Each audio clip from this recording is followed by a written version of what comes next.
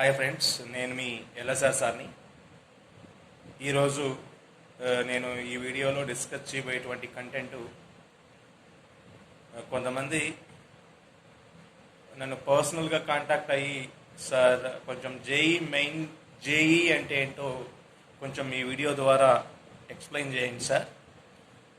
మా పిల్లల్ని కొంచెం జేఈలో చేర్పిద్దాం అనుకుంటున్నాము, కానీ మాకు జేఈ అంటే ఏంటో తెలియదు అని చెప్పేసి పర్సనల్గా కాంటాక్ట్ అయ్యి అడగడం జరిగింది. కాబట్టి వాళ్ళ రిక్వెస్ట్ మేరకు నేను ఈ వీడియో అనేది చేస్తున్నాను. జేఈ అంటే జాయింట్ ఎంట్రన్స్ ఎగ్జామినేషన్ అంటాము.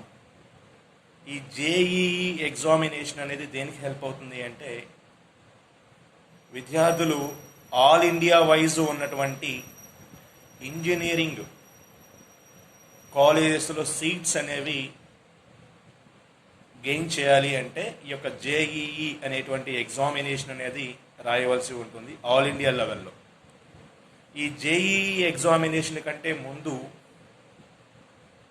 ఈ జేఈఈ ప్లేస్లో ఉన్నటువంటి నేమ్ ఏంటంటే ఏఐఈఈ అంటాం. దాన్నే మనము all India engineering entrance examination అంటాం. All India engineering entrance examination AIEEE అంటున్నారు. ఇది మనకి 2002 అంటే 2002వ సంవత్సరంలో ఈ యొక్క ఏఐఈఈ అనేటువంటి ఎగ్జామినేషన్ని స్టార్ట్ చేయడం జరిగింది. ఇంజనీరింగ్ పాయింట్ ఆఫ్ వ్యూలో, అంటే ఇంజనీరింగ్ సీట్స్ అనేవి అలాట్ చేయడంలో ఈ యొక్క ఏఐఈఈ ఎగ్జామినేషన్ని కండక్ట్ చేస్తూ వస్తున్నారు. 2002 నుంచి central board of secondary education అంటే సిబిఎస్ఈ బోర్డు వాళ్ళు ఈ యొక్క ఎగ్జామినేషన్ని కండక్ట్ చేస్తూ వస్తున్నారు 2002వ సంవత్సరం నుంచి.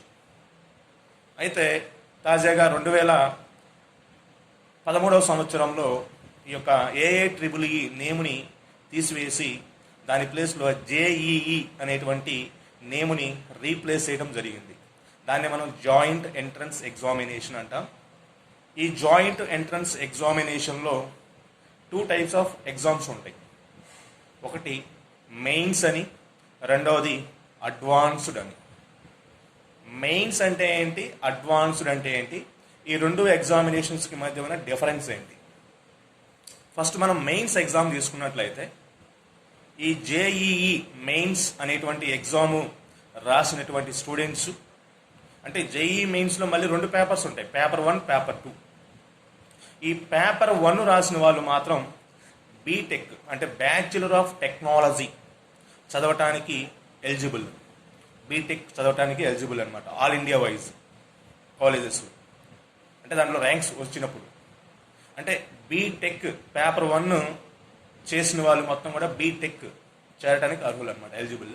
నెక్స్ట్ పేపర్ 2 చేసిన వాళ్ళు మెయిన్స్లో పేపర్ 2 అనమాట. మళ్ళీ దీన్ని మనం బ్యాచులర్ ఆఫ్ ఆర్కిటెక్చర్ అంటాం. ఈ ఎడ్యుకేషన్ చదవటానికి ఎలిజిబుల్, బ్యాచులర్ ఆఫ్ ఆర్కిటెక్చర్ చదవటానికి ఎలిజిబుల్.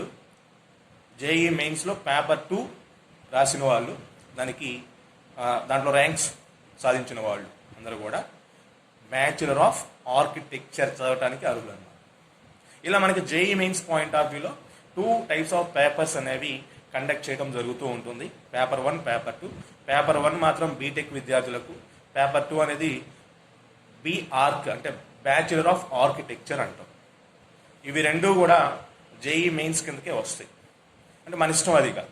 మీరు బీటెక్ వెళ్ళాలంటే పేపర్ 1 వరకు రాయండి. ఒకవేళ ఆర్కిటెక్చర్ చేయాలనుకున్నట్లయితే పేపర్ 2 రాస్తే సరిపోతుంది. ఇంకా 2 పెట్టుకోవాల్సిన అవసరం అయితే లేదనమాట. మీ యొక్క చాయిస్ అది, పేపర్ 1 ఆర్ పేపర్ 2 అని. అయితే ఈ పేపర్ 1లో మనకి ఓవరాల్గా 3 సబ్జెక్ట్స్ ఉంటాయి పేపర్ 1లో. అవేంటి అంటే maths, physics, chemistry. Maths, physics, chemistry ఈ 3 పేపర్స్. ఒక్కొక్క పేపర్లో మనకి 25 క్వశ్చన్స్ ఉంటాయి. ఈ 25 క్వశ్చన్స్, ఈచ్ సబ్జెక్ట్లో 25 క్వశ్చన్స్ ఉంటాయి. ఒక్కొక్క సబ్జెక్ట్లో మనకి 20 ఏమో మల్టిపుల్ చాయిస్ క్వశ్చన్స్, ఒక 5 ఏమో న్యూమరికల్ టైప్ క్వశ్చన్స్.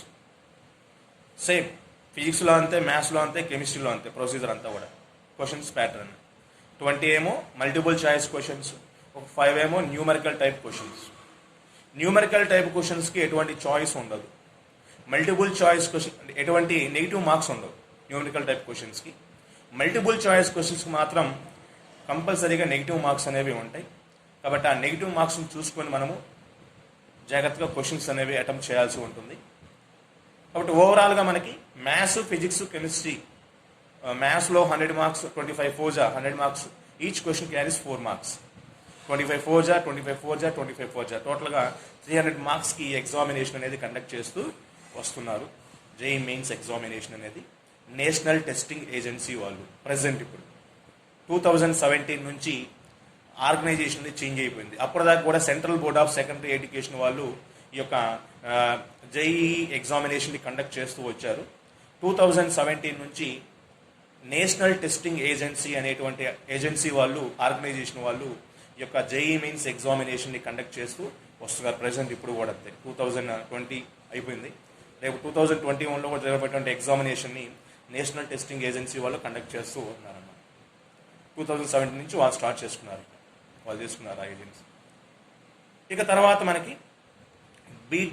ఆర్క్లో వచ్చేసరికి సేమ్ మ్యాథ్స్ ఉంటుంది, తర్వాత యాప్టిట్యూడ్, తర్వాత ప్లానింగ్, ఇలా మనకి డ్రాయింగ్ అండ్ ప్లానింగ్ అని చెప్పేసి 3 సబ్జెక్ట్స్ ఉంటాయి మనకి బ్యాచులర్ ఆఫ్ ఆర్కిటెక్చర్ పేపర్ అంటే పేపర్ 2లో. ఇంతకుముందు మనం జేఈ మెయిన్స్లో ఉన్నటువంటి పేపర్ 1 డిస్కస్ చేసాం కదా, మ్యాథ్స్, ఫిజిక్స్, కెమిస్ట్రీ అని చెప్పేసి.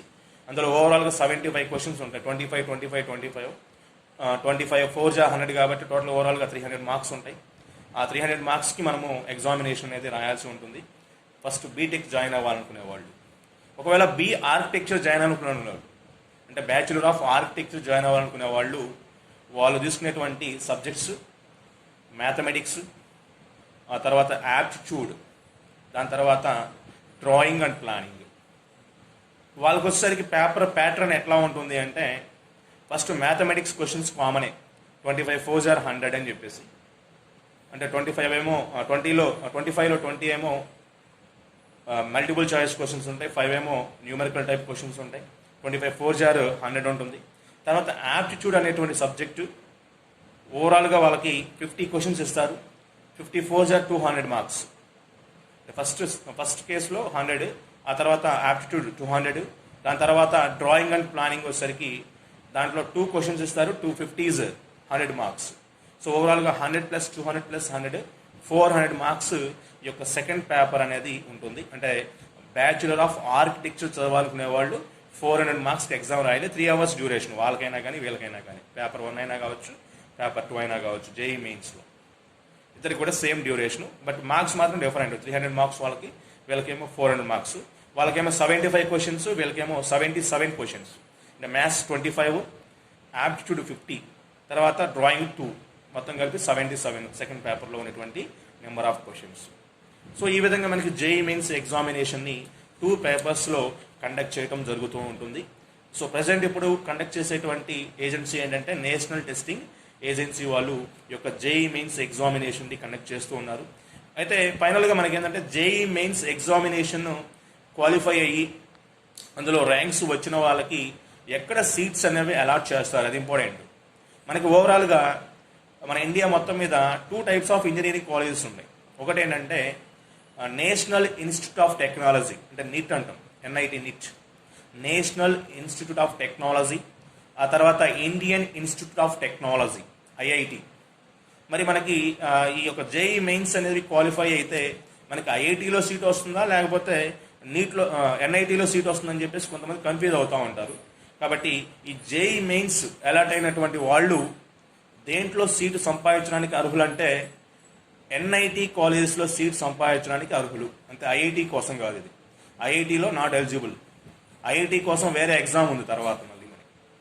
ఓన్లీ ఎన్ఐటిలోనే సీట్ అనేది సీట్ సాధించడానికి అర్హులు అనమాట వీళ్ళు, జేఈ మెయిన్స్ ఎగ్జామ్ రాసిన వాళ్ళు. సో జేఈ మెయిన్స్ ఎగ్జామినేషన్ తర్వాత ఈ జాయింట్ ఎంట్రన్స్ ఎగ్జామినేషన్ అంటే జేఈ వాళ్ళే ఇంకొక టైప్ ఆఫ్ ఎగ్జామినేషన్ కండక్ట్ చేస్తారనమాట, అడ్వాన్స్డ్ అని చెప్పేసి మెయిన్స్ తర్వాత. ఈ అడ్వాన్స్డ్ ఎగ్జామ్ రాసిన వాళ్ళు మాత్రమే ఐఐటి కాలేజెస్కి అర్హులు అనమాట. ఐఐటి కాలేజెస్ అంటే ఇండియన్ ఇన్స్టిట్యూట్ ఆఫ్ టెక్నాలజీ అంటాం, ఇండియన్ ఇన్స్టిట్యూట్ ఆఫ్ టెక్నాలజీ. ఆ కాలేజీలో జాయిన్ అవ్వాలి అంటే కంపల్సరీగా మనము జేఈఈ అడ్వాన్స్డ్ అని రాయాలి. ఆ ఎగ్జామ్ రాస్తేనే మాత్రమే ఈ యొక్క ఐఐటి కాలేజెస్కి ఎలిజిబుల్, లేకపోతే ఓన్లీ ఎన్ఐటి కాలేజెస్కి మాత్రమే ఎలిజిబుల్. ఇది మెయిన్స్ మాత్రం అది. కాబట్టి ఇది మనకి జేఈ మెయిన్స్ ఎగ్జామినేషన్ గురించి. సో ఈ జేఈ మెయిన్స్ ఎగ్జామినేషన్ అనేది ఫస్ట్ ఏఐట్రిబుల్ఈగా కండక్ట్ చేసి ఆ తర్వాత నేమ్ మార్చేసి 2012 నుంచి మనకి ఈ జేఈ ఎగ్జామినేషన్గా నేమ్ అనేది రావడం జరిగింది. కాబట్టి జేఈ అంటే ఏదో కాదు, ఇండియా వైజ్ ఉన్నటువంటి ఇంజనీరింగ్ కాలేజెస్లో సీట్ సంపాదించడానికి రాసేటువంటి ఒక ఎగ్జామినేషన్ ఇది. దాన్ని మనం జాయింట్ ఎంట్రన్స్ ఎగ్జామినేషన్ అంటాము. ఆ జేఈ మెయిన్స్ గురించి ఇది కంప్లీట్ ఇన్ఫర్మేషన్.